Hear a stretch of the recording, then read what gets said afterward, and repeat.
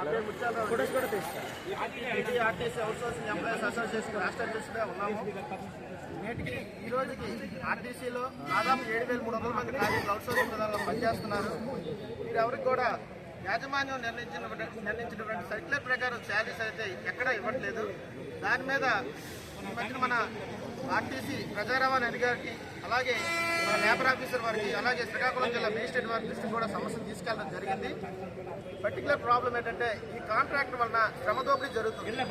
ఏదైతే కార్మికుడికి ఇచ్చే జీతం ఉందో అందులో 2,000 రూపాయలు వారికి ఇచ్చే 7% మనకి ప్రాఫిట్ కాకుండా 2,000 రూపాయల నుంచి 3,000 రూపాయల వరకు కోతలు విధిస్తున్నారు. ఏది సార్ ఇలా చేస్తారు, ఇలా ఏంటంటే అడిగితే వాళ్ళు మీరు ఉద్యోగాలు మానేయండి అని చెప్తున్నారు. వాళ్ళకు ఉండే కాంట్రాక్ట్ పీరియడ్ 2 సంవత్సరాలు అయితే దాదాపు 25 సంవత్సరాలుగా పనిచేస్తున్నారు. మమ్మల్ని వాళ్ళు వెళ్ళిపోమని క్వశ్చన్ చేస్తున్నారు.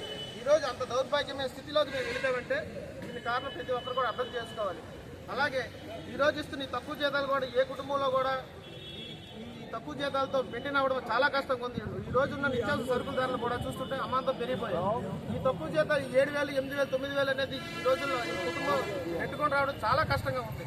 కాబట్టి ప్రభుత్వం వారిని వెంటనే స్పందించి దీనికి తగు న్యాయం చేయాలని ఆఫ్కాస్లో మమ్మల్ని వీళ్ళన్నంత తొందరగా ఆఫ్కాస్లో మమ్మల్ని తీసేసి పెడితే ఈ కాంట్రాక్ట్ వ్యవస్థానికి రద్దు చెప్పి మేమందరం కూడా ఉద్యోగ భద్రతకి తీసుకుంటారని మేము కోరుకుంటున్నాం.